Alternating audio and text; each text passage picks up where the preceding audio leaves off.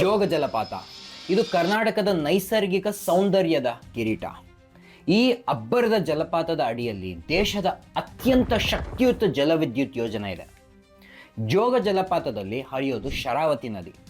ಇದೇ ಶರಾವತಿ ನದಿಯ ಭಾಗವಾಗಿರೋ ತಳಕಳಲೆ ಹಾಗೂ ಗೆರುಸೊಪ್ಪ ಜಲಾಶಯದಲ್ಲಿ ಕರ್ನಾಟಕ ಸರ್ಕಾರ ಒಂದು ಮಹತ್ವದ ಹೆಜ್ಜೆ ಇಟ್ಟಿದೆ. 2000 ಮೆಗಾವ್ಯಾಟ್ ಪಂಪ್ ಸ್ಟೋರೇಜ್ ಪ್ರಾಜೆಕ್ಟ್ನ ಸ್ಥಾಪಿಸೋ ಪ್ಲಾನ್ ಮಾಡ್ತಿದೆ. ಏನಿದು ಶರಾವತಿ ಪಂಪ್ ಸ್ಟೋರೇಜ್ ಪ್ರಾಜೆಕ್ಟ್? ಇದರಿಂದ ರಾಜ್ಯಕ್ಕೆ ಎಷ್ಟು ಅನುಕೂಲ ಅನ್ನೋದನ್ನ ಈ ವಿಡಿಯೋನಲ್ಲಿ ತಿಳ್ಕೊಳ್ಳೋಣ ಬನ್ನಿ. ಕರ್ನಾಟಕದಲ್ಲಿ ವಿದ್ಯುತ್ ಬೇಡಿಕೆ ಹೆಚ್ಚಾಗ್ತಿದೆ. ಇದರ ಜೊತೆ ಕೈಗಾರಿಕೆ ಹಾಗೆ ಕ್ಲೀನ್ ರಿಲಯಬಲ್ ಎನರ್ಜಿಯ ಅವಶ್ಯಕತೆ ಇದೆ.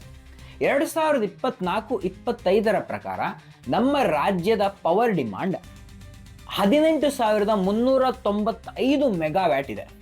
ಇದು ಎಷ್ಟು ದೊಡ್ಡದು? ನಾವು ಬರೀ ಶ್ರೀಲಂಕಾ ತಗೊಂಡ್ರೆ ಆ ದೇಶ 3,000 ಮೆಗಾವ್ಯಾಟ್ ಎಲೆಕ್ಟ್ರಿಸಿಟಿ ಕನ್ಸ್ಯೂಮ್ ಮಾಡುತ್ತೆ. ಸೊ ಬರೀ ಕರ್ನಾಟಕನೇ ಶ್ರೀಲಂಕಾಗಿಂತ 6 ಪಟ್ಟು ಹೆಚ್ಚು ವಿದ್ಯುತ್ ಬಳಸ್ತಾ ಇದೆ. ಈ ವಿದ್ಯುತ್ ಬೇಡಿಕೆ 2034-35 35,000 ಮೆಗಾವ್ಯಾಟ್ ರೀಚ್ ಆಗ್ಬೋದು ಅಂತ ಅಂದಾಜು ಮಾಡ್ತಾ ಇದ್ದಾರೆ. ವಿದ್ಯುತ್ ಉತ್ಪಾದನೆ ಹೆಚ್ಚು ಮಾಡೋಕ್ಕೆ ಈ ಪಂಪ್ ಸ್ಟೋರೇಜ್ ಅಂದರೆ ಏನು? ಈ ಶರಾವತಿ ಪಂಪ್ ಸ್ಟೋರೇಜ್ ಉದಾಹರಣೆ ತಗೊಳ್ಳೋಣ. ಇದನ್ನ ನಿರ್ಮಾಣ ಮಾಡೋಕ್ಕೆ 8,000 ಕೋಟಿ ಆಗ್ಬೋದು ಅಂತ ಅಂದಾಜು ಮಾಡ್ತಾ ಇದ್ದಾರೆ.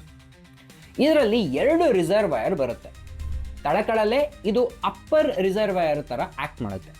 ಗೆರುಸೊಪ್ಪ ಇದು ಲೋವರ್ ರಿಸರ್ವಾಯರ್.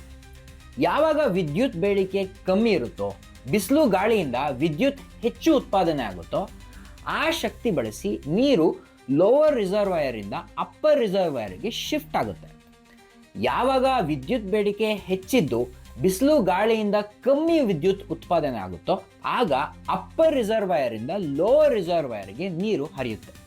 ಆ ಶಕ್ತಿನ ಬಳಸ್ಕೊಂಡು ವಿದ್ಯುತ್ ಉತ್ಪಾದನೆ ಮಾಡ್ತಾರೆ. ಇದರಿಂದ ಪ್ರತಿದಿನ 12 million units renewable energy store ಆಗುತ್ತೆ. ಇದೆಲ್ಲ ಸರಿ, ಪರಿಸರದ ಮೇಲೆ ಯಾವ ರೀತಿ ಪರಿಣಾಮ ಬೀಳುತ್ತೆ? 54 ಹೆಕ್ಟೇರ್ ಅರಣ್ಯ ಪ್ರದೇಶ ಹಾಗೆ 46 ಹೆಕ್ಟೇರ್ ಅರಣ್ಯೇತರ ಪ್ರದೇಶ ಈ ಪ್ರಾಜೆಕ್ಟ್ಗೆ ಬೇಕಾಗುತ್ತೆ. ಇದಕ್ಕೆ forest advisory committee state government ಇಂದ ಕ್ಲಾರಿಫಿಕೇಶನ್ ಕೇಳಿದೆ. ಹಾಗೆ ಆನ್ ಸೈಟ್ ರಿಪೋರ್ಟ್ಗೆ ಕಾಯ್ತಿದೆ. ನಿಮ್ಮ ಪ್ರಕಾರ ಈ ಪ್ರಾಜೆಕ್ಟ್ನ ಅವಶ್ಯಕತೆ ಇದೆಯಾ? ಕಾಮೆಂಟ್ ಸೆಕ್ಷನ್ನಲ್ಲಿ ತಿಳಿಸಿ.